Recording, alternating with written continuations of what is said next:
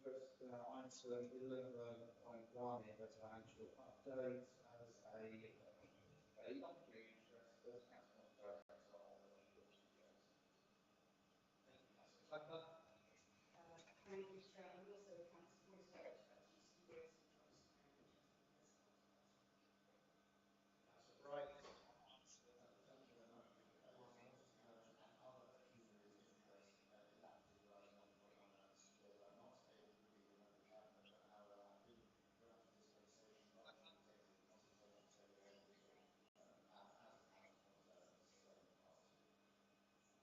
Thank you. I'm declaring a similar interest in the same item at Chair of the Board of Hertsmere Film Studios Limited. I'll be exercising my standing dispensation to participate in meetings at which management of the company are concerned. And given the specific nature of this item, I will be vacating the chair for matters knowledge. Agenda item 4, speeches by non-cabinet members. The usual rules apply. As each non-cabinet member may speak up to 3 minutes on any item on the agenda. A maximum of 5 minutes per item, no more than 2 for any run through. Everyone try to be flexible as they can and have a rule that in respect of the scrutiny report, we leave them at that last bit. Extended period for completion. Agenda item 5, minutes of the previous meeting. Members are happy to sign on this meeting held on the 10th of September 2025. That's great.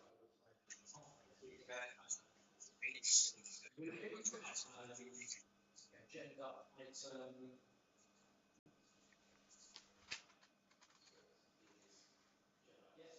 6, recommendations from scrutiny committees. I'm advised by officers that recommendations from scrutiny committees are to be taken under item 8.2 on the agenda because we hear them clarify the first time then presented to the Cabinet as a report from the scrutiny committee at the outset of the agenda. Once they've been considered by the Cabinet and the Cabinet are bringing forward their responses to the recommendations, they become a standing Cabinet agenda item. So we will be taking that at that point on the agenda. Therefore, we will move to agenda item 7, key decisions. First of which is fire safety in houses of multiple occupation service agreements, and I'll ask Councillor Matthews to summarise these recommendations. Thank you, Leader. I'd like to start by thanking Andy Chittenden for the work he's done on this. He's been leading for us on this group. And also, if he hasn't got the I'd like to thank all the work he's done in terms of the HMO issue as well. In terms of this report, participated in HMOs, this effectively is a fine-tuning of the work arrangements. It reflects changes in legislation and the environment working, particularly in respect of high-rise properties, where government are used to accelerating the mitigation plan for removing oil funding. These are not major amendments, so they are all to ensure that there's good partnership arrangements between all the bodies involved in this, and that we take the most effective action depending on the problems which arise with the homes. Thank you, Councillor Matthews. Sticking with that a minute, what are you take from that? Councillor Sunday. Thank you, Chair. This updated service level agreement strengthens our arts work in Hertfordshire Fire and Rescue Service. It is right we look beyond the document itself and consider whether we have the capacity, capability and support in place to deliver what it sets out. Particularly as it applies to all houses in multiple occupation, including those not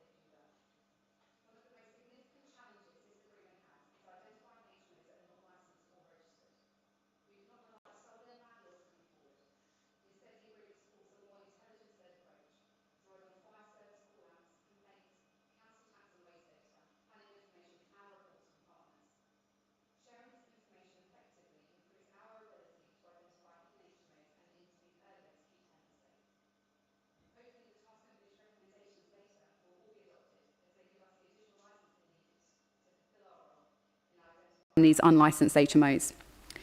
Enforcement alone, however, is not enough.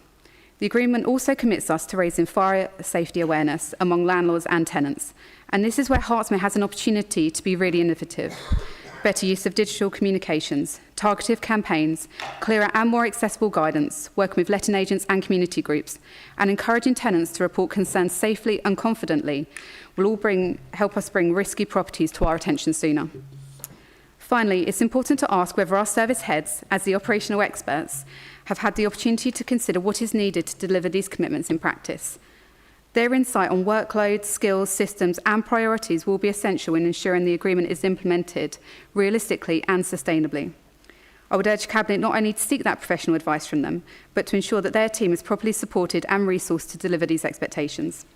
Hertsmere should aim to be an exemplar place to live, where residents can feel safe in all types of accommodation, and this agreement gives us the framework to achieve that if we match it with the right level of support. Thank you. Thank you, Councillor Sullivan. Any further? I saw Councillor Clapper next. Thank you very much, Chair. Yeah, a couple of things from me. First thing is along the lines of Councillor Sullivan. I suppose I'm looking for what assurances can be given that existing staff and resources are going to be sufficient to deal with the expanded responsibilities, particularly for high-risk buildings. And my second question is, given the delegations for future changes that are in the report, how will members be able to maintain any oversight of any significant changes? Okay, and we'll batch these together. Councillor Cohen. Thank you very much. In the section number 5, lead authorities, it says there's a table listing the authority that will take the lead in inspection and enforcement action in different types of property. As Councillor Sullivan alluded to, it says that the local housing authority, which is Hertsmere, has to take the lead in all houses of multiple occupation, whether or not subject to mandatory, selective or additional licensing. So my question to the Cabinet member is, how will Hertsmere ensure that the HMOs which are not subject to mandatory, selective or additional licensing are actually identified to make sure that they can be inspected and enforced if necessary? Thank you. Councillor Matthews, would you like to come back on any of the specific questions before I open this out? Thank you for those comments, and thank you for the very positive endorsement of these proposals. And I think I will need to ask Councillor Sullivan to write my script in future. In terms of the staffing situation, we're already aware of a number of additional pressures which are coming at housing overall, but particularly in respect of enforcement and licensing. And we've already agreed for 2 additional staff in that section. So we will take that in board. Sorry, I'm just trying to call Councillor Clapper's question about getting the information out to people. Okay. Thank you. Well, obviously, it depends on the changes, but if there are kind of significant changes, then we'll automatically notify the relevant committee or in fact full council of those changes. But if they are minor changes, then I don't think that will be necessary. But we are obviously very aware of the need to get the message out to landlords in the borough as to what the expectations are of them, and that is very much part of the work we're doing. Okay, any further comments or questions from Cabinet members? No, if there are none, then I'd like to invite members to agree to the 2 recommendations contained within this report, the first of which will give authority to the Head of Strategic Housing and Housing Services, Emily Dillon, who's joined us this evening. I'd like to thank her for her work on this report, together with the rest of the team. This will give her authority to sign the service level agreements as contained in Appendix 1, and also to agree that the approval of any additional changes to the service level agreement be delegated to the Head of Housing Services in consultation with Councillor Matthews as the portfolio holder and the Head of Legal and Assistant Director of Legal and Democratic Services. Those recommendations agreed, members? Thank you. We'll now move to the next of our key decisions, which is agenda item 7.2, Local Authority Housing Fund funded acquisition of 3 residential properties. This is a 2-part report. Because of commercial sensitivities, some of the details are restricted to the agenda item that will be taken under part 2 of the meeting later this evening. This is the part 1 item, and also ask members to note that this has been brought forward as an urgent item for consideration, and note that the urgency arises from the need to complete expenditure of the LAHF LAF funding by the end of March this year, and if we fail to meet that deadline, we would have to return the funding. So the final decision will be taken by full council later this month, but we do need to move this forward in the process to avoid putting that funding at risk. Effectively, this report is relatively straightforward. It provides authority for us to acquire 3 properties in Boreham Wood. For each of those properties, 40% of the costs of acquiring and renovation will be met through the aforementioned LAF funding, and an additional 21k grant will be payable towards each of those properties. Clearly, bringing these properties into our portfolio will also have a positive impact upon our revenue budget, because it will reduce further the burden of costs that we have to bear in relation to temporary accommodation and deliver us some rental income.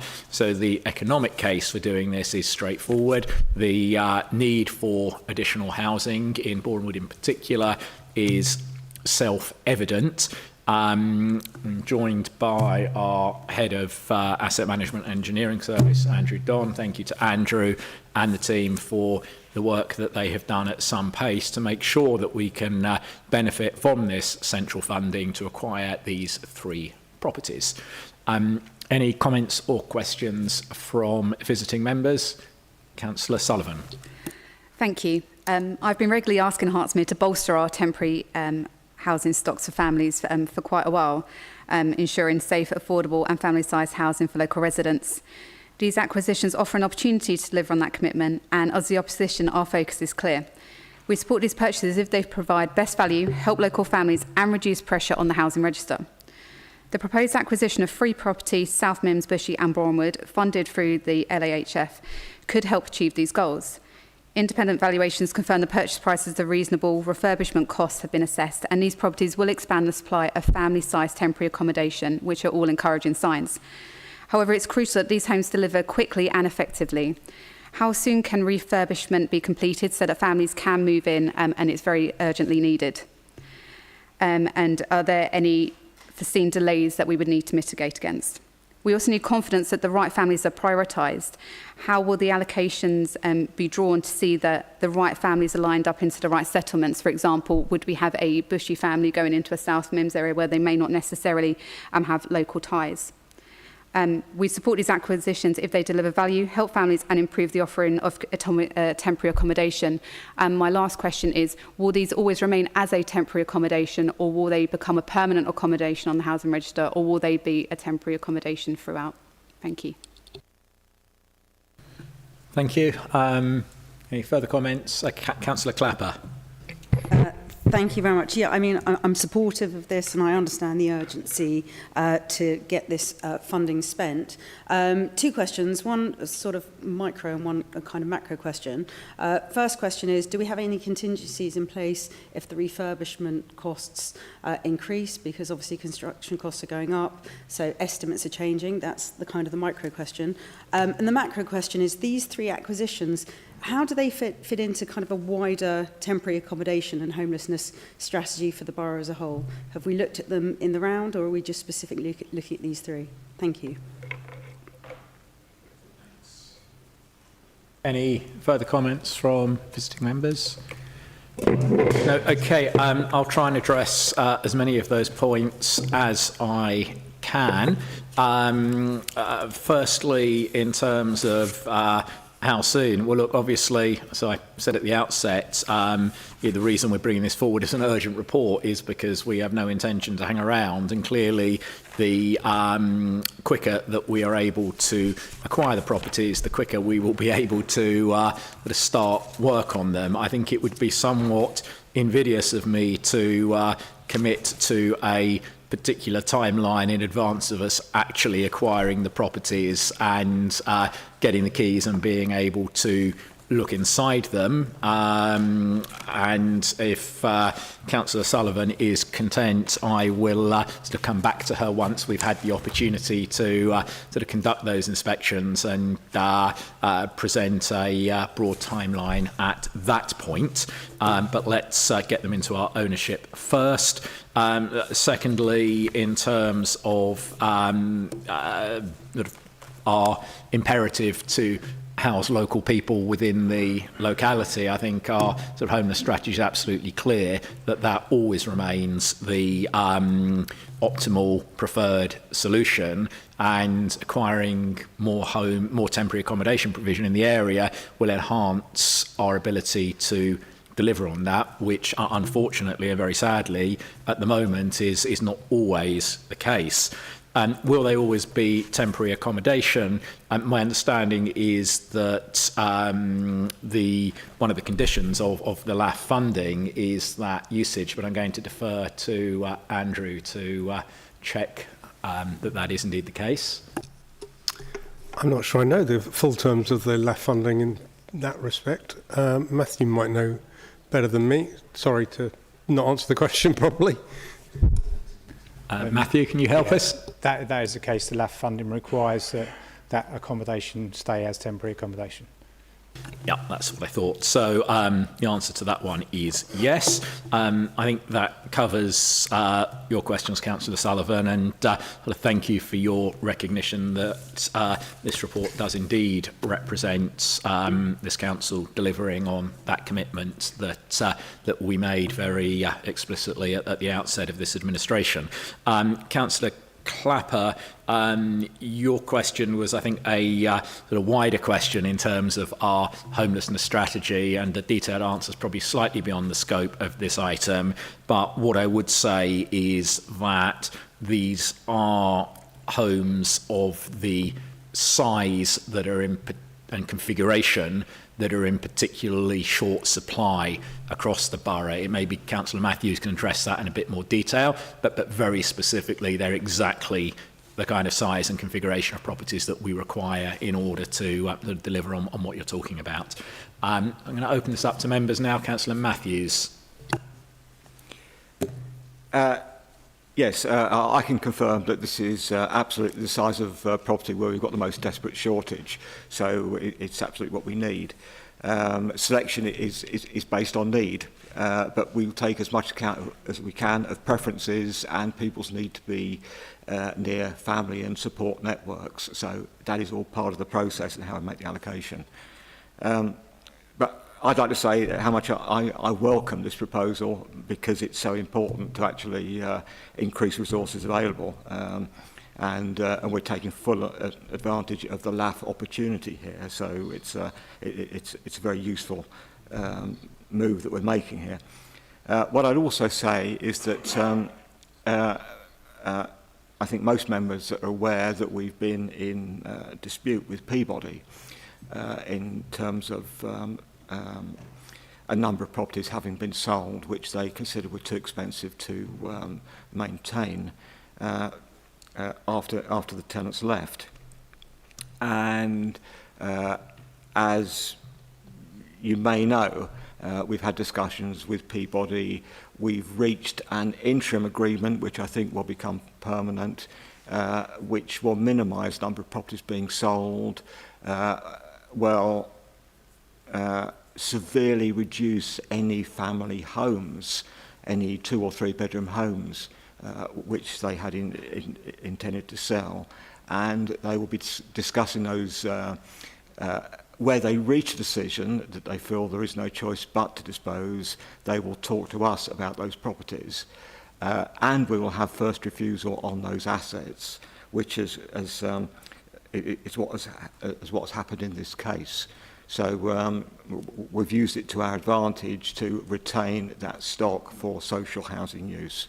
But this is a very good scheme, but I am pleased to announce that we've virtually signed the complete deal with Peabody, so that when properties become vacant, we will be letting them in the vast majority of those properties in the future. Thank you. Thank you. Any further questions or comments? Councillor Gray. Yeah, thank you, Chair. I certainly welcome this report, and I'm really pleased that we're moving at speed to address a much-needed shortage in this borough. And I'm sure Councillor Matthews and the team will keep their eyes peeled for any opportunities that come up in the future, and I hope that we move at the same speed in purchasing those and providing the properties. Thank you. Anything else from Cabinet members? No, I'm sorry, it just occurred to me that I didn't answer Councillor Sullivan's question regarding contingencies. The answer to that question is contained within the Part 2 papers for obvious reasons, but essentially the answer is yes, and if you look at your Part 2 papers you can see the precise quantum of that allowance. Can I ask members to approve the recommendations in the report, that we take the funding recommendation through to the January meeting of Council, and that should Council approve the funding, that we as the Cabinet approve the subsequent acquisition of the properties at the prices set out in the Part 2 report, which we will note later in the agenda. Secondly, that we authorise officers to undertake the modernisation works at the costs set out in the Part 2 section of the report. Thirdly, that we approve the application of the LAF grant funding towards the aforementioned purchase costs, and in accordance obviously with the terms and conditions of that grant. And finally, that we authorise our Head of Asset Management and Chief Finance Officer, in consultation with myself, to agree the detailed terms of the purchase and the improvement works. Is that agreed? Thank you, members. We will now move on to the 2 budget-related items, and I am going to anticipate a point that I think Councillor Bright might make as one of our most experienced councillors. As to for decades, we have always considered the revenue budget in advance. He was going to, wasn't he? In advance of the capital budget, because I think officers have rightly pointed out that despite that's the way we have always done it historically, the reality is that the capital budget has quite a significant impact upon the revenue budget, and that actually it doesn't make any sense to approve the revenue budget before the capital budget. So although it's always the least contentious one, we are going to adopt this way of doing things throughout the budget process moving forward. And I would like to invite Councillor Shenton to take us through the capital budget proposals that we are asking the Cabinet to agree to recommend to go out to consultation today, in order that we can move forward with the rest of our budget setting process. Councillor Shenton. Thank you, Leader. Yeah, this is part of a process, of course. It started with the asset management panel last week, comes to this body and then to the policy committee next week. So the headline figure is that we have added £15 million worth of projects to the capital programme and removed £3 million. I think last year the programme was quite thin, but there's been a great deal of extra work and a lot of new things moving into it. The recommendation, as we can see, asks that the programme be of amounting to £39 million over a 4-year period is agreed, and that a capital programme of £15 million is set out in sections 8 to 10 and detailed in Appendix C. I don't think there's anything that needs to be said in specifics, because that was all addressed at the asset management panel and will actually then be addressed at the policy review. So I recommend this be put forward to that committee next week. Thank you. Thank you, Councillor Shenton. Visiting members, Councillor Sullivan. Yeah, nothing much to say apart from we've asked all of our questions to the relevant officers, and we will have a full discussion at policy review on the 26th. Anything further from visiting members? Anything from Cabinet members?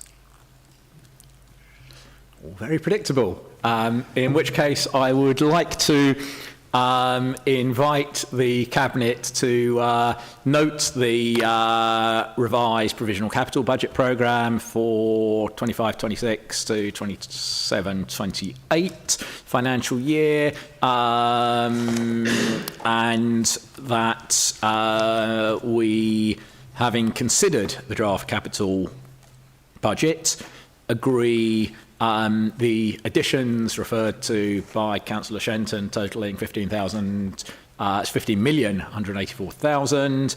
That's set out in sections 8 to 10, detailed in Appendix C, to agree the removal of those capital projects amounting to 3.14 million, set out in section 11, and the profiled budget for 25-26 through to financial year 28-29 as 20.4 million in 25-26, 8.3 million in 26-27, and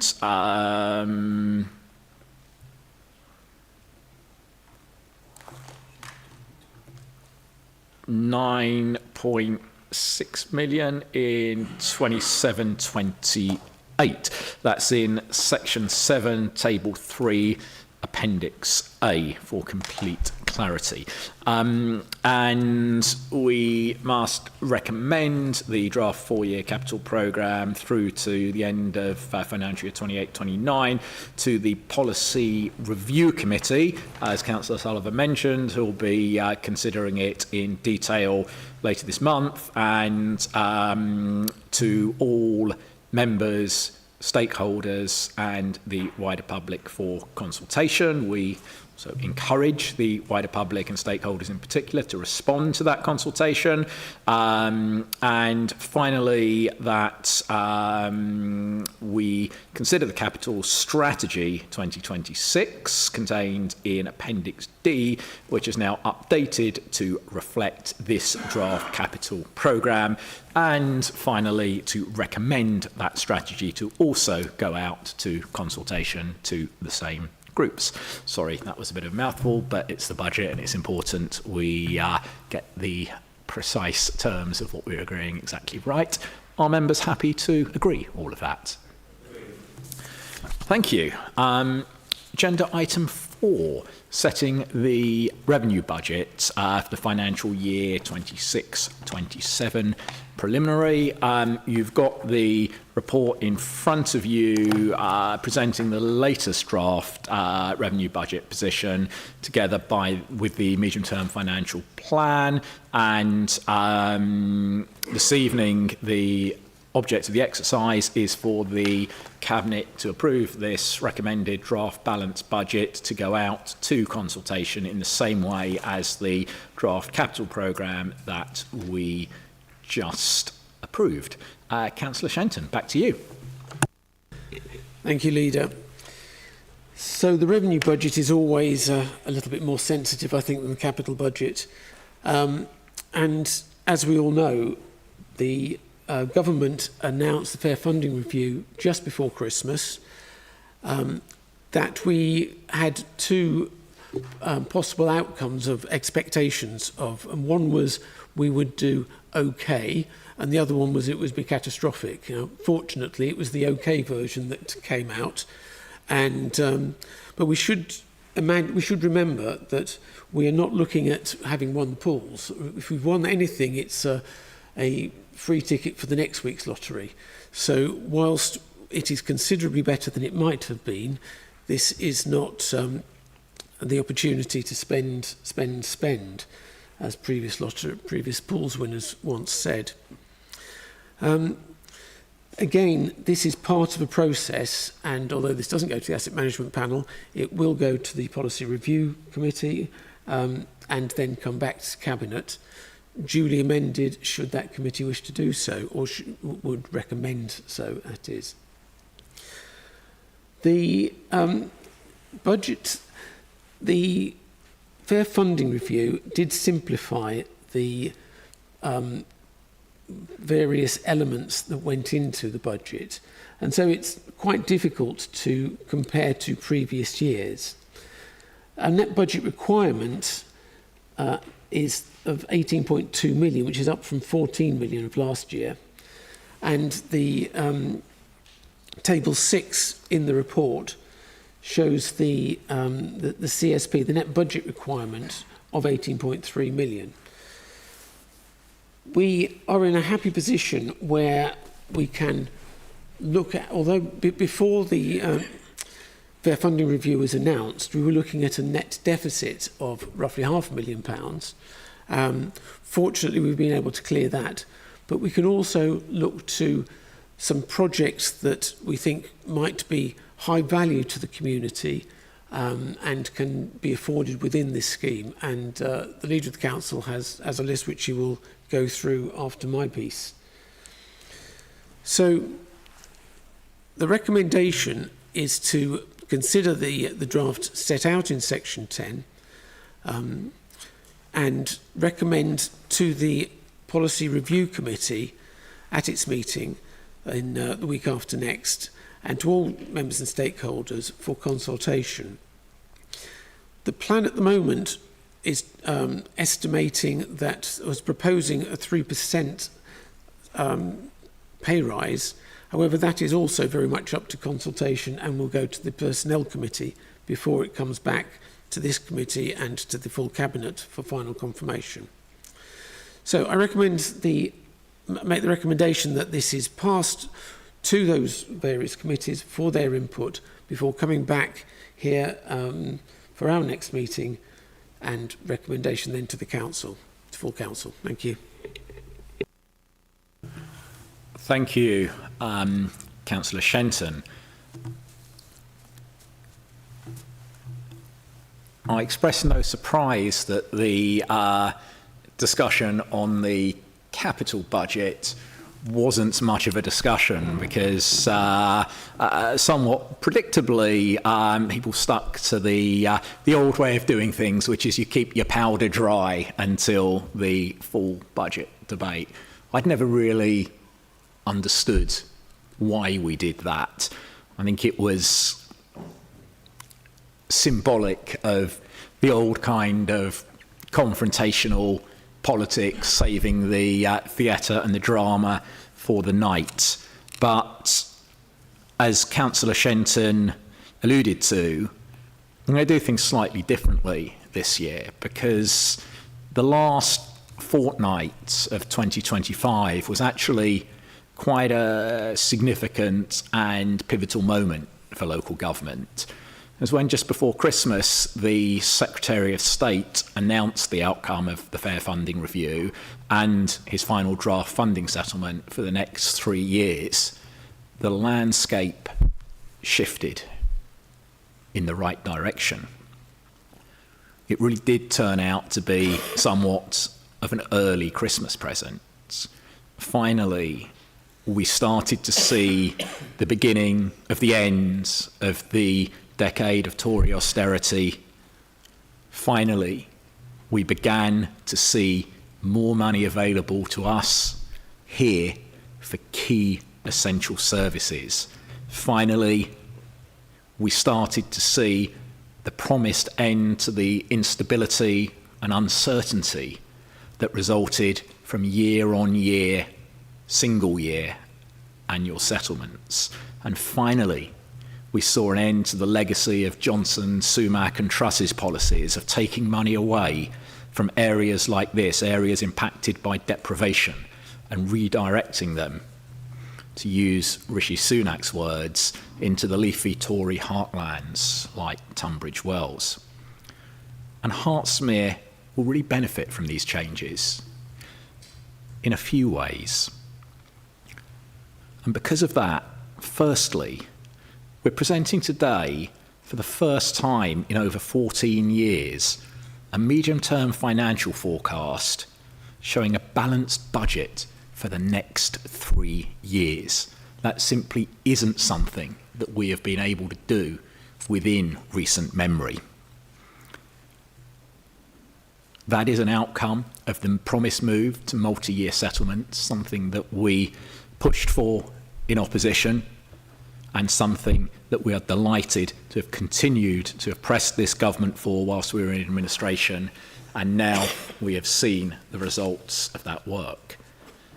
Secondly, we're presenting today a budget that represents a growth in our core spending power of over £10 million across that 3-year period, 3.9 million of new additional funds for next year alone, a 19% increase over the last comparable period, which saw an 11% decrease.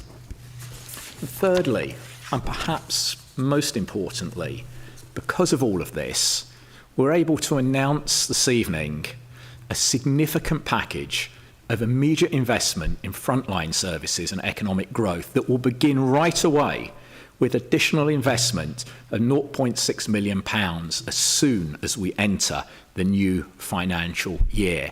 That's why I'm taking the unprecedented step of introducing an amendment to this evening's budget proposals to encompass and bring forward the work that our Cabinet has done on that package together with officers over the period since Christmas when the new reality became clear. Yes, my friends, in addition to the sound and aspirational budget already tabled in your papers this evening, we're bringing forward a series of new measures rooted in our commitment to increase pride in our local places and to deliver opportunity and prosperity by growing those sectors that contribute the most to our local economy. Now, residents and businesses have rightly raised their voices in recent months about the state of our public realm. They've seen how the years of Tory austerity, spending restraint and cuts to public services have impacted upon the state of our streets and our high streets in particular. That's why tonight I'm announcing a new £280,000 investment in our borough's street cleaning services, new teams, more vehicles, new equipment, a return to regular washing of our pavements and surfaces on the main high streets, a significant increase in our litter cleaning patrols, and hugely enhanced capacity to attend and clear those fly tips just as soon as we've collected any evidence that can be used to identify and prosecute those responsible. Our administration is already investing millions of pounds in fantastic modern facilities around the borough, like the Elstree Immersive Experience, the Lantham Stadium in Potters Bar, and our parks across the borough. And it just isn't right that people need to walk and drive through filthy streets to reach those new, improved modern amenities. Around here, pride in place isn't just going to be a buzzword. We're investing to make it real. 2 years ago, we introduced our new uniformed community enforcement officers, and they've added an increased sense of security and cohesion around the borough. Their bright red vests have become a familiar and welcome sight. They take the lead on environmental crime and antisocial behaviour, the areas where the police simply don't have the resources. As a testament to their success, they've now even acquired some policing powers. So, 2 years on, we're doubling down. Literally. We'll be doubling the capacity of our community enforcement programme, £200,000 of new investment in more of those red-vested officers, more patrol vehicles to increase coverage, and more legal and logistical support for the frontline team to see issues through to closure, prosecution. You wanted us to take responsibility where the police were unable and under-resourced. We did that, and this expansion of the programme will take it to the next level. Our creative sector here in Hertsmere brings growth, jobs and opportunity to the borough. Elstree Studios, Fairbank Studios, Sky, the Elstree Screen Academy, and the whole host of ancillary supporting businesses, from costume makers to lighting providers to catering to electricians, carpenters and set builders. They're the ecosystem that keeps attracting BAFTA, Golden Globe and Oscar award-winning productions to our area. Their business helps support our high streets during these difficult times for high street retail. However, competition is strong, with major investment in the sector recently from other parts of the UK. That means we need to continue to grow to maintain our competitive and our qualitative edge. We'll lead from the front by creating a £75,000 per year screen investment growth fund to seed and to catalyse initiatives that keep Hertsmere at the front of the pack in this increasingly competitive marketplace. Sadly, in contrast to that growth, there's an increasing concern that the latest ONS data shows the position in those local wards that score most highly on the indices of multiple deprivation has slightly deteriorated since the last measures were published. They also show that the problem has spread beyond Boreham Wood to Potters Bar for the first time. The reasons behind that are complex, and many of them are beyond our own control. However, we're not prepared to sit back and manage decline. Whilst we're already well on the way to delivering major top-line strategic initiatives that will address this problem over the long term, not every single intervention needs to take a generation. Often the best agents of change are our local ward councillors. They know the buttons to press and the levers to pull to deliver the most impact and the most bang for the buck in improving people's lives in their areas. That's why tonight we're announcing a game-changing increase in Ward Improvement Initiative Scheme funding available to individual ward councillors in those wards impacted by this problem. An increase of over 550% to £5,000 per member in the wards impacted by those indices of multiple deprivation, enabling more meaningful interventions at the grassroots. But that's not all. We know that deprivation exists across the borough, and it's often hidden in pockets where one would least expect it. And we know that there are so many fantastic hyper-local projects that help address this. So we will also be increasing the WIS funding available to every individual councillor in the other wards by 25%, over 25%. So there you have it, a package of measures, more money, frontline services, not backroom bureaucrats, more resource to enable the council to deliver more activity, more efficiently and more effectively right at the very heart of our communities, right where it matters. And friends, that is the difference that this progressive administration is making. And that is the package of measures I'm tabling this evening as an amendment to the revenue budget proposals. I now invite comments from visiting members. Councillor Clapper. Thank you. That was all very exciting. I feel like I was at some party political press conference. That you're taking some, pages out of the Reform Nigel Farage press conferences. No, that's really interesting. Firstly, I just wanted to thank Councillor Shenton and all the officers, because I know how much work goes into the whole budget setting. And pleased to hear some of the measures that you're putting forward this evening. And you're absolutely right about pockets of deprivation. For example, in my ward, which a lot of people consider an affluent ward, we have places like Batlers Green, which is specifically an area of deprivation. And I do agree that the realm is hugely important. If we treat our realm well, then the whole, town behaves better, looks better, gives people civic pride. And certainly for an area like this, which is the centre of film and television, potentially in the world at the moment, because we've got more sound stages than LA, I think it's really befitting that our realm is improved. I suppose my real question about this is, it's always very welcomed that when it comes to the budget, you do consultation and you do engagement. But if within that process you receive strong opposition to the budget, what changes are able to be made? Are you actually going to listen to that and make specific changes to the budget on the back of what people have said? Can any of those key assumptions I'll work into be altered on the back of that engagement and consultation? Thank you very much. Thank you. Any further comments from visiting members? Councillor Bright.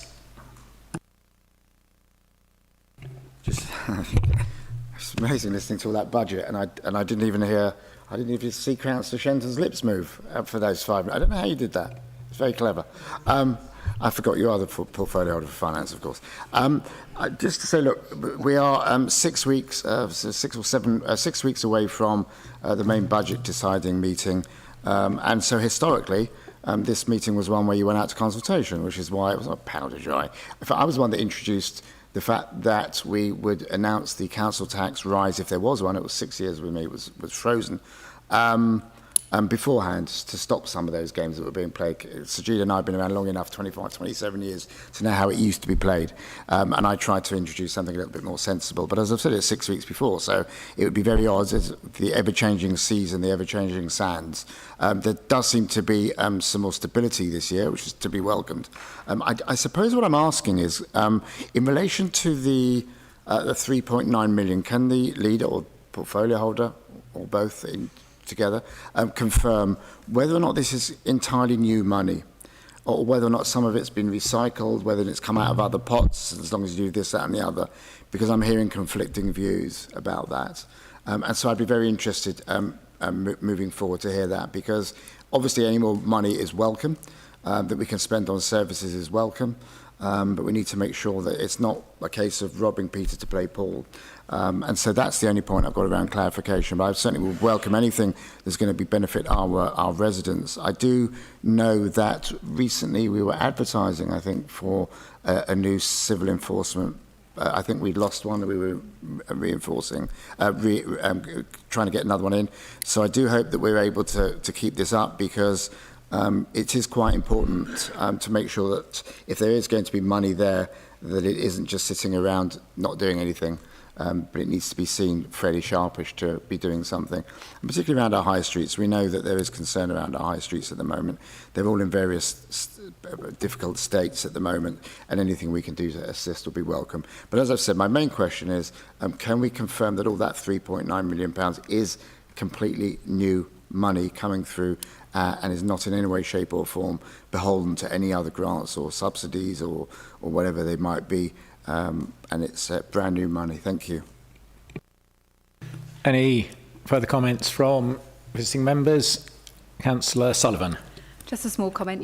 There's a lot's been said now, and it'd be nice to I like to have it in that paper format to properly go over it. So hopefully that will be ready for us to enjoy and read.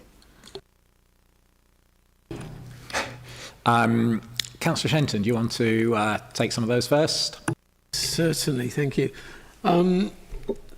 So the fair funding review has included the retention of business rates or business rates growth, and the significant change or the significant upside of the fair funding review was that we did get to keep some of the business rates growth that we had got over the past few years.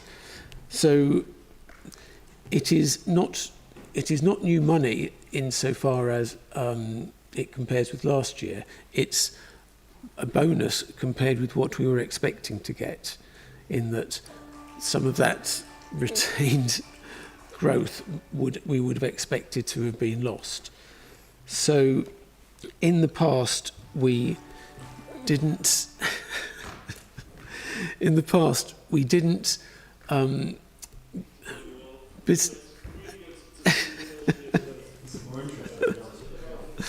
business growth was not factored into the budget because it wasn't seen as being certain to be preserved, and it has now become part of our business rate base, so we are in a position to include that in the budget. We did take a 5% reduction in our council tax support for residential council tax. So this is making up some of that. But no, it's not completely new money. It's money that we thought we were going to lose.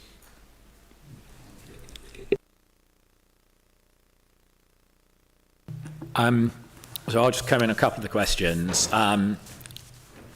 The additional funding is new core spending power. It is money that was not available to us to spend previously. It's always been the case that local government funding is benchmarked by core spending power. It's what you did when you were in administration, and the comparison of the 19% increase against the 11% decrease for the previous comparable period is a comparison of core spending power, because if you think about it, to actually do the sums any other way is meaningless. What it's really about is the amount of funding that is available to us to spend within our revenue budget on local services. So to us, it is new resource. In terms of the question about consultation, look, yes, it's a real, genuine consultation. What we're not doing is what the previous administration did one year and running a consultation period that actually finished 24 hours after council approved the budget. We will take cognizance of every single response that comes in. I'm pleased to say that with the new AI-based Zen City consultation platform that we introduced a couple of years ago, we have steadily increased participation in the budget consultation, which regularly under the previous administration that it came in at under 20 responses. Those responses are now in the mid-hundreds, and we hope to grow that figure again this year. Of course, we can't commit to simply agree to every proposal that comes forward. What we can commit to do is take every proposal that comes forward, read it, consider it, discuss it, and as we did last year, where there are ideas that are positive, sensible, that represent improvements that are affordable, we will integrate them into the final budget.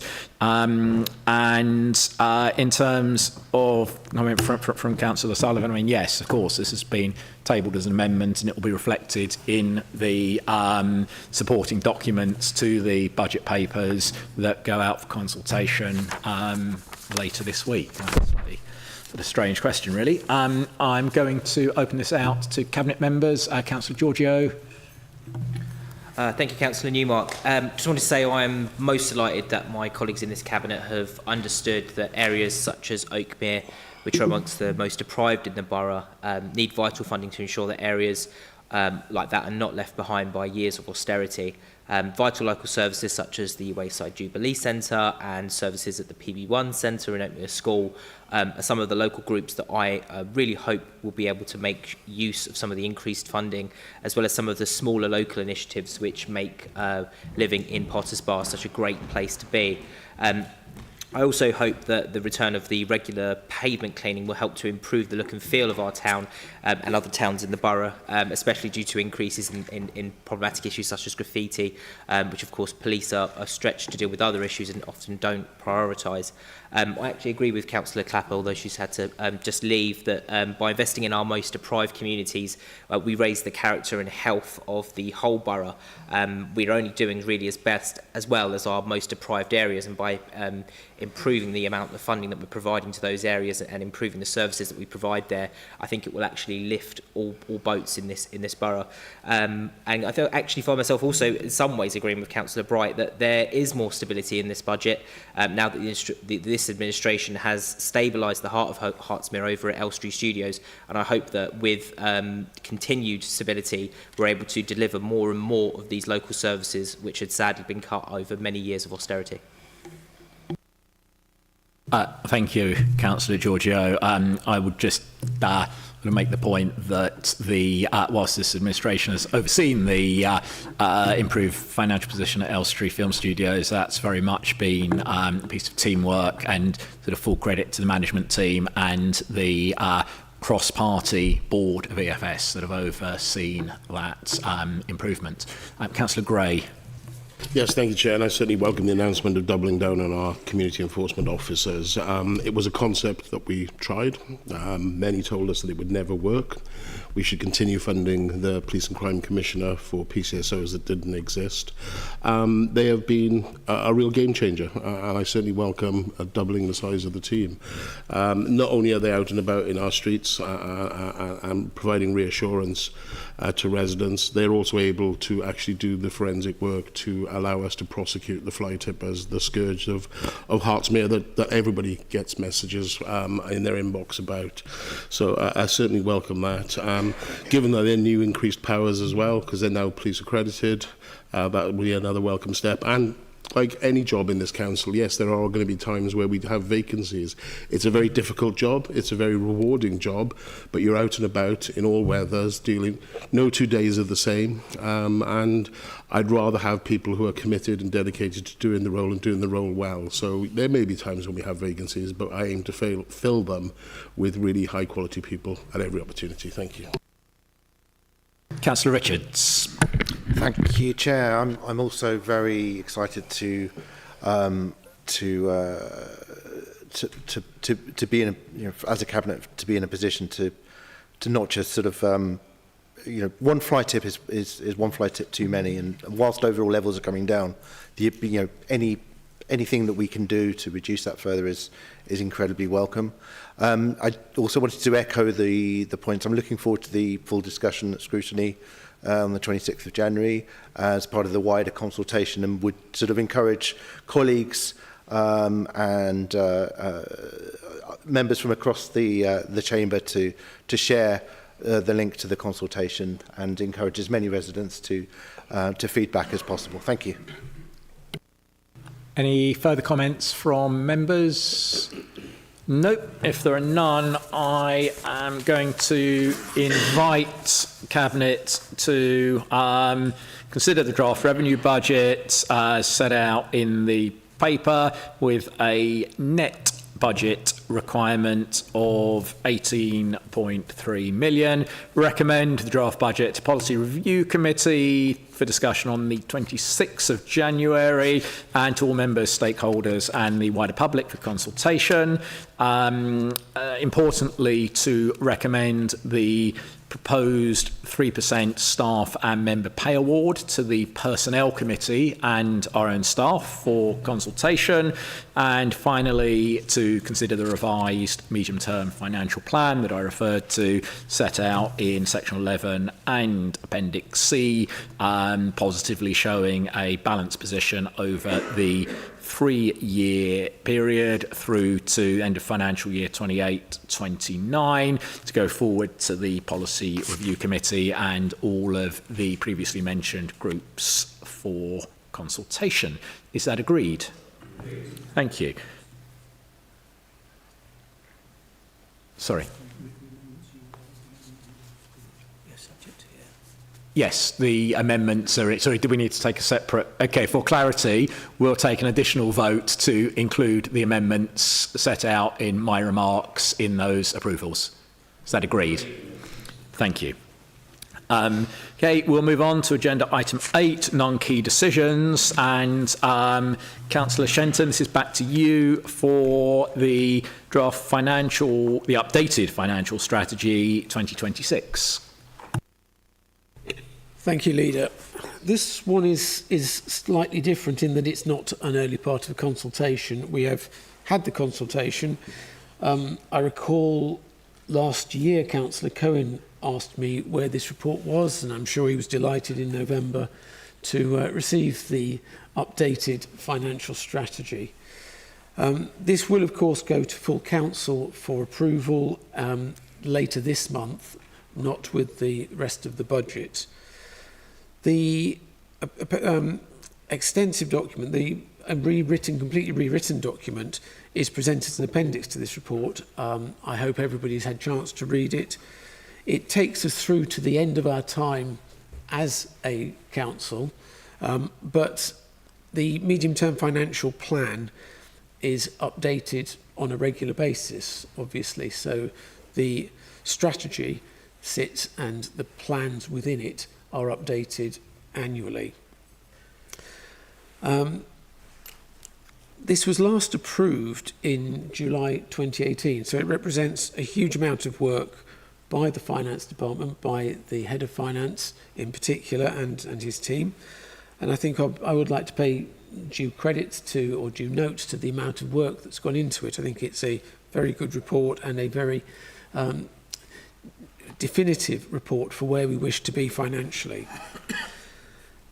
I don't think I need to discuss any more of the details. You've already seen the report, you've seen it to read, and I would take any questions and then recommend that you refer it to full council later this month. Thank you.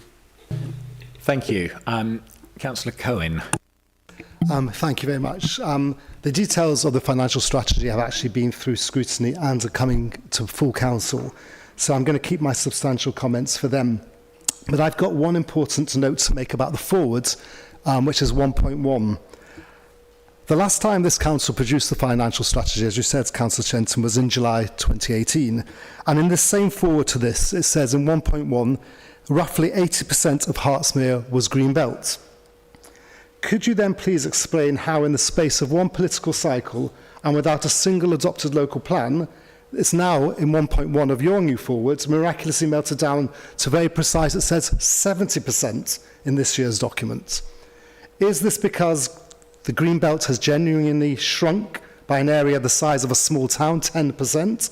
Or is it simply we're now rebadging it as bits of grey belts so we can make sure that large-scale development sounds a little bit more appealing on paper than it will look on the ground? What's happened to our 10% of green belt, please?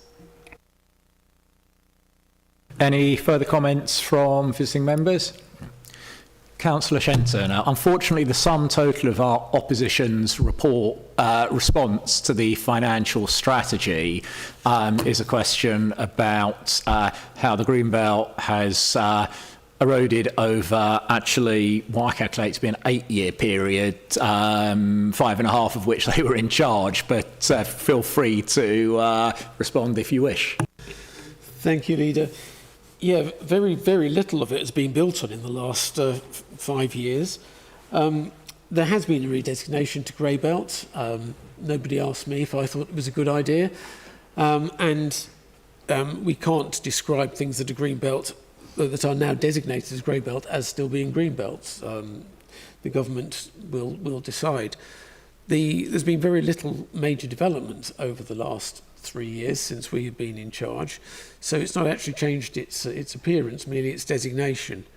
And you know, a place like Hertsmere is a very desirable place to live. It's a booming economy. It's a good place. There are inevitably going to be pressures on housing here. The fact that we are so close to London and yet the vast majority of our borough is still green and agricultural, I think is a blessing that we should acknowledge and be proud of. Thank you. Thank you. Cabinet members, comments on the financial strategy? Nope. If there are none, are members happy to recommend this strategy to full council for adoption, and to note that the two appendices to this report, the medium-term financial plan and capital strategy, will continue to be reviewed and updated on an annual basis as part of the regular budget setting process. Thank you. We'll now move on to agenda item 8.2, recommendations from the Policy Review Committee on the HMO scrutiny review. I'm going to ask Councillor Oakley and then Councillor Matthews to outline responses 1 and 6, and then 2 through to 5 respectively, and I will then ask Councillor Sullivan to present on behalf of the Task and Finish group, of which she was the lead member. I'll then open out to other visiting members and cabinet members. So Councillor Oakley, you're up first. Thank you, Leader. Yes, as far as recommendation 1 is concerned, that relates to the Article 4 direction. So everybody knows that we've been working hard to recruit someone to undertake the work on that. I'm pleased to say that they started work last week and have been fully briefed by the Head of Planning and myself. And quite high up on the agenda is meeting with the Task and Finish group to actually discuss the work that they have actually done in relation to that. I think it's fair to say that we have to be extremely thorough in the evidence that we actually gather, and it has been queried on numerous occasions about how long it actually takes to produce the evidence for a robust Article 4, and that is exactly what we're going to be working on. The officer concerned is also going to be talking to the committee, the campaign group committee, as well, and so we have given him all the information on who he needs to speak to at a very early stage, and also to establish how the evidence gathering will be done, and at what point the public consultation will take place. So we're happy to agree that that first recommendation. The other planning related one is recommendation 6.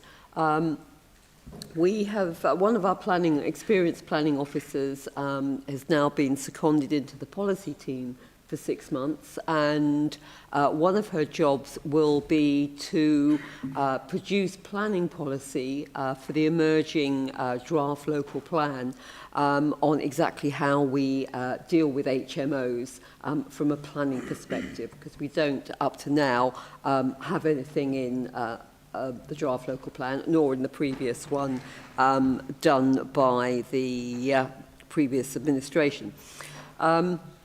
Once that has been done, and once the Reg 18 consultation has gone out, then what we will be looking to do is to produce a supplementary planning document which will explain more fully how that policy is going to work in reality, and how we expect developers to work in relation to that policy.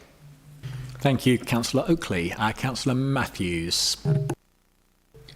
Thank you, Leader. I think we've made our commitment clear to address the proliferation of HMOs in certain areas, principally Potters Bar.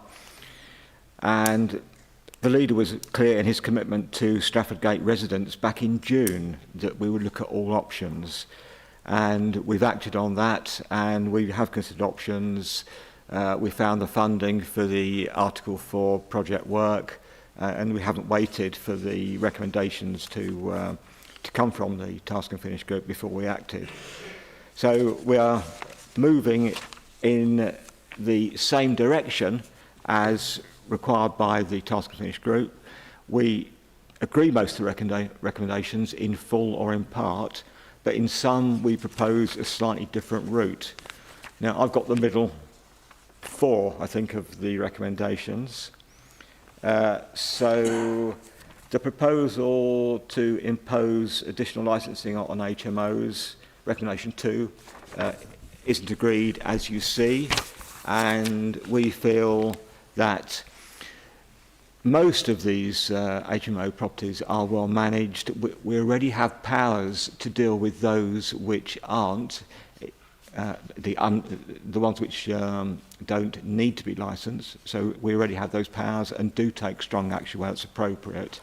And we consider it disproportionate to actually bring in potentially a large number of additional properties which would have to go through the licensing process, which clearly would have quite major staffing implications. Recommendation 3 is partially agreed. We agree the recommendation relating to bathrooms. We partially agree the recommendation relating to bin storage. The changes proposed are already covered by the required placement and storage of refuse containers. There'll be an expectation that tenants will be provided with details on waste disposal at the beginning of their tenancy and for additional collection and disposal of refuse if it's found to be necessary to avoid nuisance. So we have the power to act on that without stipulating any further. The recommendation in relation to carbon monoxide is not agreed because we're unable to mandate a requirement when the requirement is set out in BS 5839 already. We partially agree the recommendation in respect of inspections, and we will amend the amenity standard to reflect an expectation that properties will be inspected on a minimum of a quarterly basis.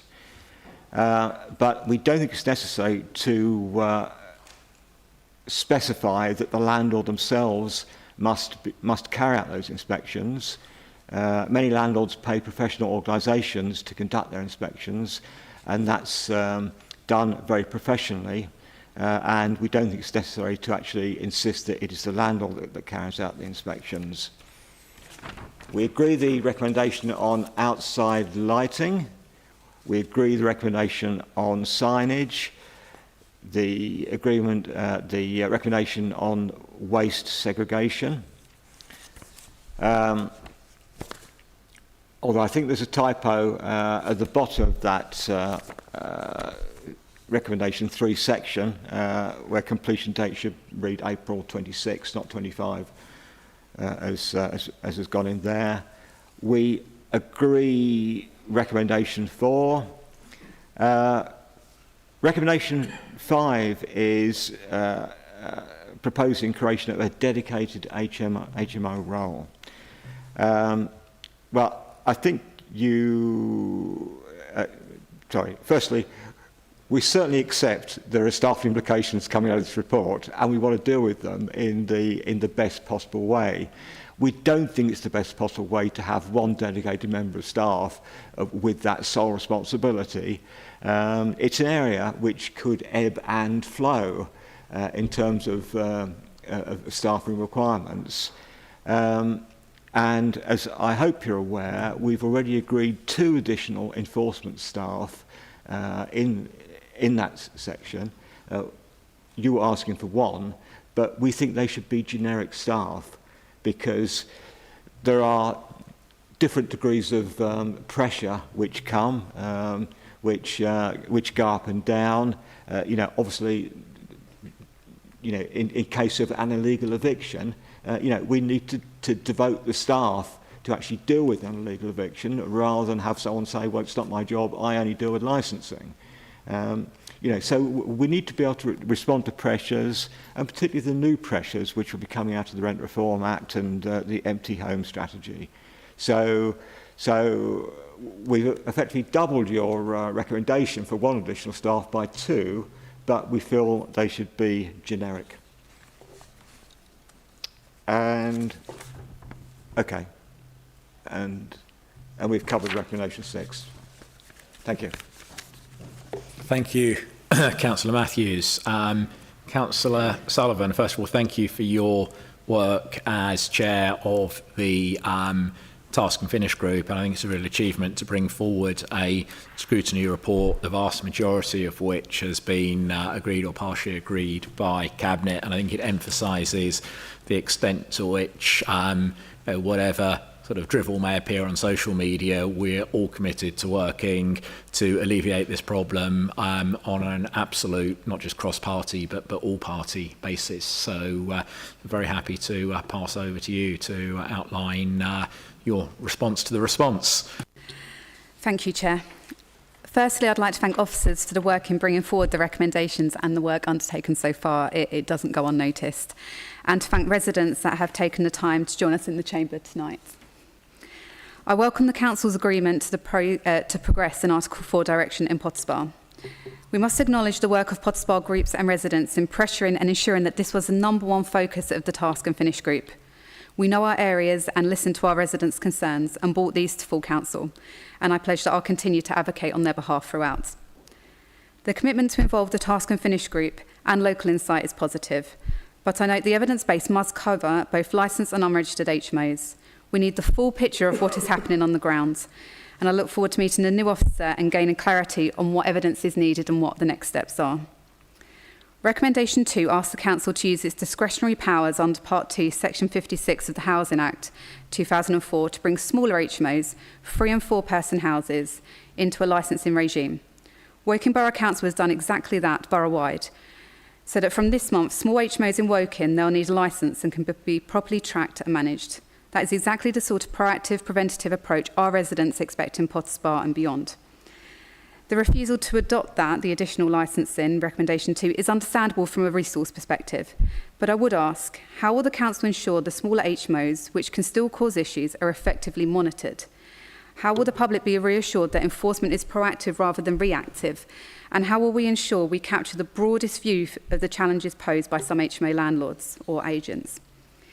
We believe that additional licensing gives councils a line of sight over properties, landlords and standards that they currently lack, and it brings smaller HMOs into contact with officers before problems escalate and can be structured to be cost neutral over the cost of the scheme. On the HMO amenity standards policy, I welcome the updates agreed by officers, including adequate bathroom sizing, improved outside lighting, waste segregation guidance and clearer tenant notices. These measures are sensible, but I note some partial agreements, like inspections and bin reminders, that still leaves some gaps in clarity and enforcement and has rejected the very measures that most directly protect life and limb. It's refused to require mains-powered smoke and carbon monoxide alarms and declined to go further on proactive inspections, despite acknowledging an exponential rise in HMOs in Pottersbar. In regards to CO2 and mains-powered smoke alarms, Broxbourne, Watford and St Albans have mandated this, so it is achievable. Regarding the SBD review, it's understood that this will take place alongside the local plan once adopted. I think the response in the document differs slightly to what Councillor Oakley is saying, but I think we just need some clarity on the timescale of where we're at with the local plan and when this SBD would slot in with that, because I know she has given that reassurance on social media to the community. We're already seeing small progress. Increased housing sector staffing capacity, fire safety standard agreements as on tonight's agenda and other measures. It is vital we pull this all together to create healthy, thriving communities. HMOs themselves are not the enemy. The enemy is those who choose to use Hertsmere to create substandard, unsupported and unsafe HMOs. And how are building and planning enforcement ensuring that the current proliferation of HMOs are built safely, meet regulations and maintain the visual amenity of our towns. HMO chatter online is often drawn from fear and desperation. There are many proactive options already on the table, but it is up to this council to show the will to pull these together, creating a lasting, coherent plan and communicate it clearly to residents. Hertsmere's communities deserve to feel safe, supported and part of a neighbourhood they call home. Residents are not at fault here. The responsibility lies with those who manage poorly, and it lies with us to ensure that unsafe or substandard HMOs do not undermine the fabric of our towns. This council had the power, the tools and the opportunity to make Hertsmere an exemplar place to live safely in all types of accommodation, and we must seize it by agreeing to all of the recommendations put forward by the Task and Finish group. Thank you. Further comments from visiting members? Councillor Cohen. Thank you there. This report is showing a familiar pattern with HMOs. When it comes to HMOs, this administration is only acting when it has to, and even then it's rejecting tonight to go above and beyond the minimum. Our Task and Finish group made very clear practical recommendations focused on resident safety.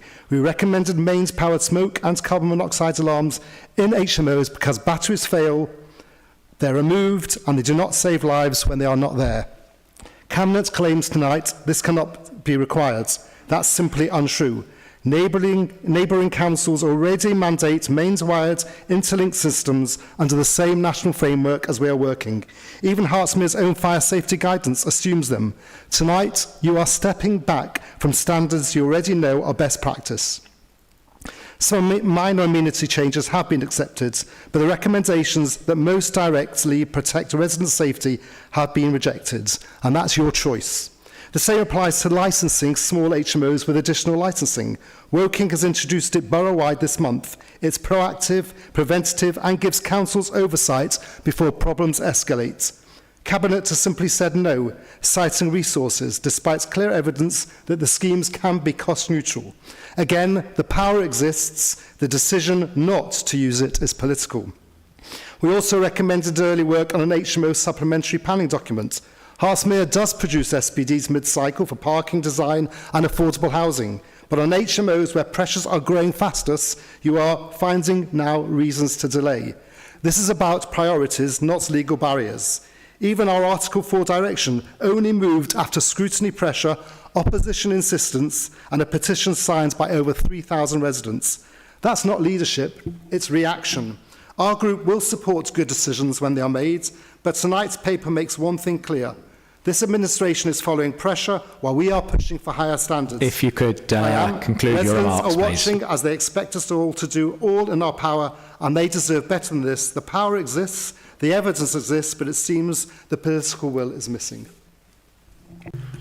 Thank you, Councillor Cohen. Any other comments from visiting members? And look, I will pass back to Councillor Oakley and Councillor Matthews in the first instance, but I must point out the rank hypocrisy from Councillor Cohen of accusing us of only acting when we have to as a result of pressure, because he is the councillor that when we declared war on HMOs, when I stood up in this chamber last June and announced a war on the proliferation of inappropriate HMOs, he accused me of acting too quickly. He said we should have held on. He said we should have waited for the bureaucratic process of the scrutiny Task and Finish group to finish before we made that commitment. Friends, that would have taken us to today before we moved forward. The reality is we got moving on this months and months and months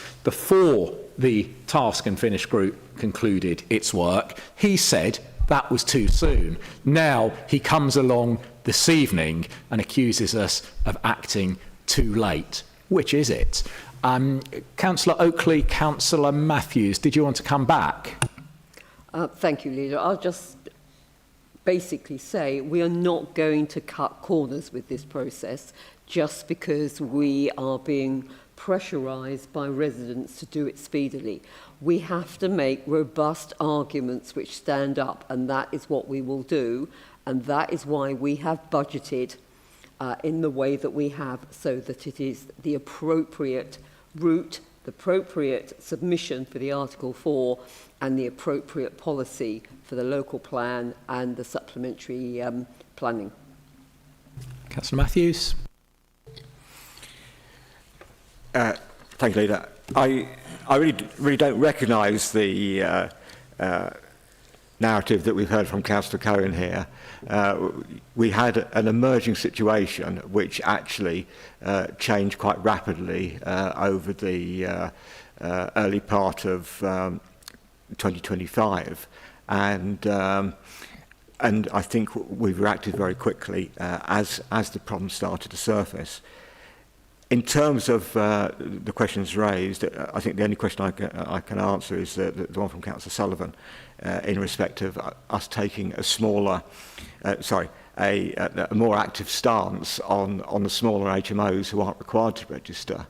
And what I'd say with that is that we've accepted your recommendation around the communication strategy, and I can see no reason why we can't extend that to deal with people outside the registered HMO sector. So there's work that could be done there, and we've also come tonight with the SLA on working with HMOs.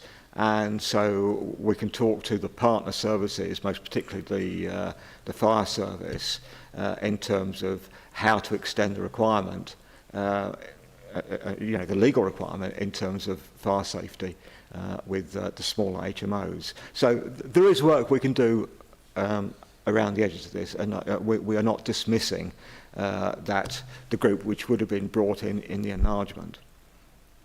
Thank you. Thank you. Councillor Gray. Yeah, thank you, Chair, and I welcome this report, Cabinet, this evening. I have to agree with Councillor Matthews. I do think recommendation 5 is the better way forward. Having 2 full-time members of staff in the housing and enforcement and licensing team is much better, being multi-skilled. I have no idea why a task and finish group would want a single officer. That's creating a single point of failure. If that officer goes down for any length of time, that whole area of work basically stops. So I think this is a much more sensible option. And in general terms, I just want to say, look, the responsibility for antisocial behaviour falls upon all of us. We need to educate our residents. If there's antisocial behaviour happening, whether that's via a HMO or whether that's via neighbours or things happening in the street, we need to report it to the police. It's very simple to do. You can phone 101, you can go on the police website and make a report. I know Councillor Myers and myself, when we do our regular ward walks around our ward, if we see a house that having a bit of work done and suddenly there's 6 doorbells on there or 4 doorbells on there, you only have to speak to Andy in the housing team, and he will happily check the register to see if it's a registered HMO, if it's even known about.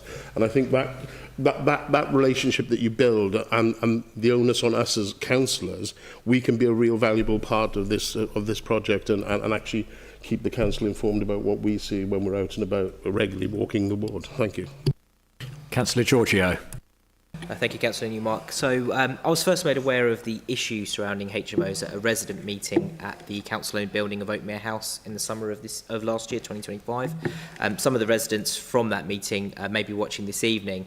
Some of the notes I made from that meeting I brought to the attention of this Cabinet, and we discussed them at length. And I'm pleased to hear that we are now following some of the recommendations that the Policy Review Committee have agreed, as we agreed cross-party that we would follow and look at those recommendations from that Policy Review Committee. Unfortunately, Councillor Sullivan has mentioned some mandates from other authorities regarding fire alarms, but as is pointed out, it does not mean that those mandates are legally enforceable. As the wife of an electrician, I would hope that she's aware that mains-powered smoke alarms also need to be replaced as per schedule, usually 5 to 10 years, and can also fail, especially if the power has been cut to the premises, such as that can be caused by an electrical fire. There are benefits to using battery-powered smoke alarms, which I think we shouldn't look at using mains-powered as the only option here, or to mandate them, because if there is an electrical issue, it could become an issue that those fail in the event of a fire, and that could actually cause an even worse disaster. I'm also very pleased to hear from Councillor Oakley that we've moved very quickly to hire an experienced officer once the Policy Review Committee has finished their work, and I'm hoping they'll be able to carry out the vital work that we need to bring about an Article 4 at some point this year. But we also have to be careful that we safeguard council taxpayers from having to pay compensation to landlords should an Article 4 be carried out in a way in which it can be challenged. In the meantime, though, I think we should be asking our members of the public to continue to report specific problems, whether it be to myself in Oakmere or to other councillors in other boroughs, and we continue to clear up issues such as overflowing waste and report issues such as antisocial behaviour using our internal case management system to make sure that we're following up on those issues and fixing them when they occur. Thank you. Thank you. Any further comments from Cabinet members? No, if there are none, we'll bring this item to a close. Look, I think just to say, again, I do think this was a good piece of work. I do think it's an achievement to come forward with a scrutiny report, the vast majority of which has been accepted. I think that represents real and significant progress. I think that residents can take comfort in the fact that we have got top-class officers in both our housing and planning team that are taking a lead on this, with the very able oversight and strategic input of Councillor Oakley and Councillor Matthews, both of whom have significant experience in these areas. Councillor Cohen thinks he knows better, but the problem with playing to the gallery is it doesn't get the job done, and it certainly doesn't get the job done properly. As the custodians of public funds and resources, we're going to make sure that we get the job done and that we get it properly. I think we've got a good package of measures that's emerged from this part of the process, which is only one part of the process. And I think that if people take an honest look at the detail, they will see that this represents a meaningful step forward. So I'd like to invite members to agree the officer responses to the recommendations of the Policy Review Committee's HMO Task and Finish Group as set out in Appendix A. Is that agreed? Thank you. Right, the next item, agenda item 8.3, the St Nicholas Church of England school contribution. As members are aware, very disappointingly, Hertfordshire County Council is engaging in a consultation process with a view to closing down St Nicholas School, which, apart from being a historic fixture in Elstree Village, is the only Church of England faith school in the area. It has made a magnificent contribution to the history of both our town and our borough over many years. In light of the very significant population growth projections for both the borough as a whole and the area in the immediate vicinity of the school, we think it is madness to be talking about closure at this stage when it's abundantly clear that a few years down the line, as the growth starts to take effect, we will simply be left in a situation where there is a deficit of primary school places and there'll be a need for a new school in the area. Members from all parties represented on this council have been actively engaged working with Elstree and Borehamwood Town Council to oppose the closure plans. They have attended public meetings, protests, and made submissions as part of the consultation process. I arranged a meeting a week ago with our head of planning and the portfolio holder on the Cabinet, the executive of the County Council, to set out our growth projections in some detail. Sadly, they seem to have shifted the goalposts since that meeting and are now only prepared to consider growth over the period of the next 5 years as a factor in their decision. I think that the situation is looking particularly bleak. We accept that there may be a need to sort of move the campaign forwards and look at possible recourse to judicial review so that our local residents are able to maintain the choice that they have always had, particularly those who wish to send their children to a Church of England faith-based school in the area.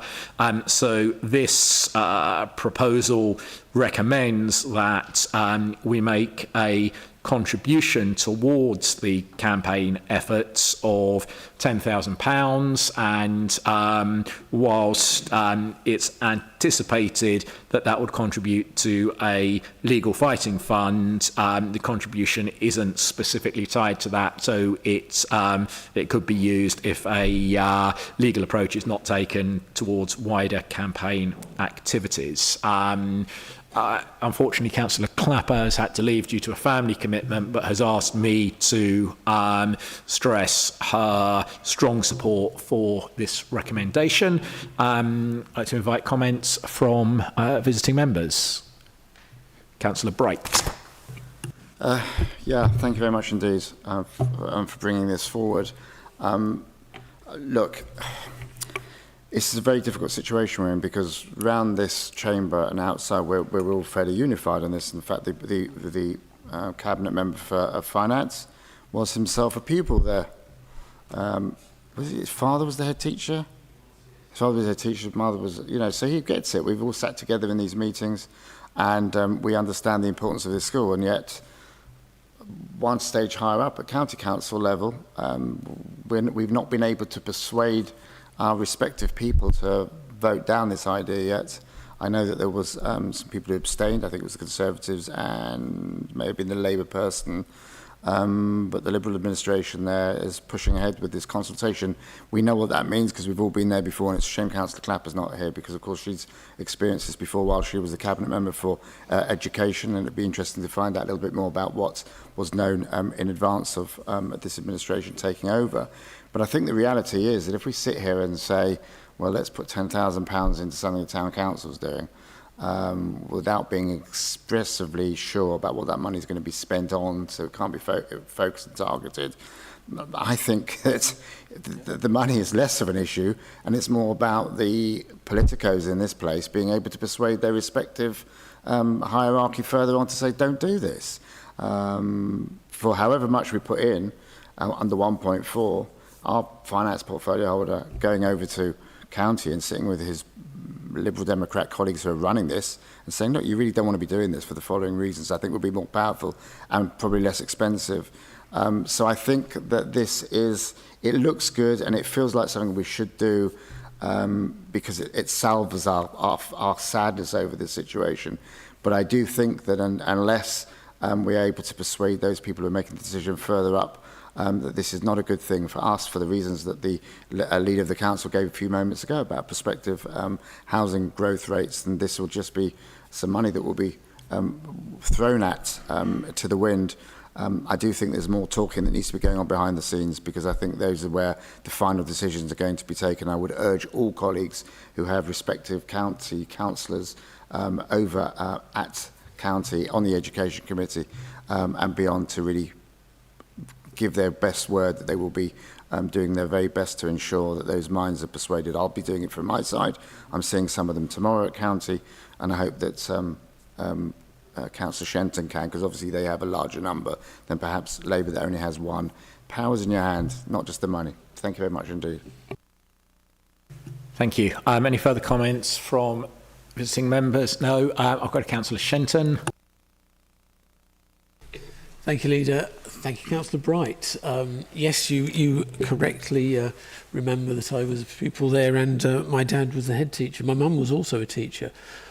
But it's not just that. It's not just the sentimental aspect that means I wouldn't want this school kept open. I'm also a school governor, a long-standing school governor of Bushy Heath Primary, which is not quite the closest, but pretty close to it. And there is a large number of children with special educational needs at St Nicholas at the moment. It's not good for them to be displaced. It's certainly not good for schools which are already full and have a large number of their own special needs children in there. So I will be supporting the campaign. I've supported it in principle, but I shall endeavour to be actively supporting it in line with your request, because this school should stay open. It's the consequences of closing it, and not just for Elstree, but for the surrounding areas too. Thank you. Councillor Oakley. Thank you, Leader.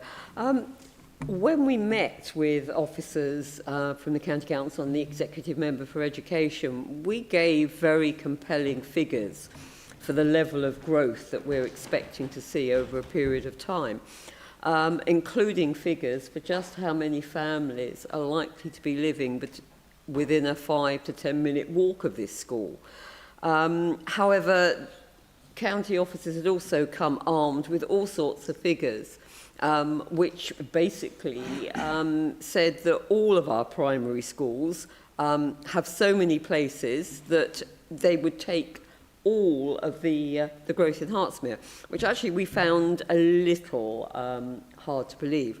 So officers are actually working on a fuller, more detailed report to submit to the education team, who will then put that forward to County's Cabinet as a strong case for not closing. I mean, if we look at the applications which have already been approved or won by developers on appeal, there is significant growth down Barnet Lane. We also pointed out to them that there could well be a large development in Bushy Heath that comes along eventually. We don't know, but potentially it could do. The application is there, and officers are looking at it. I mean, there is no official catchment area, and given the fact that there are very few Church of England schools in existence in the area, there should be a future demand for it.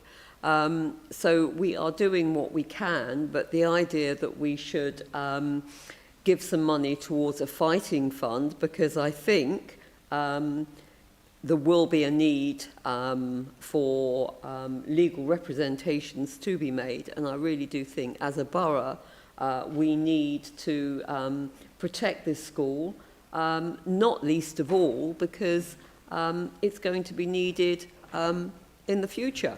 And having been in a local authority where the county council closed 4 senior schools over a short period of time and now find that they're in a rather difficult position, I know exactly how this pans out. So yes, let's support this.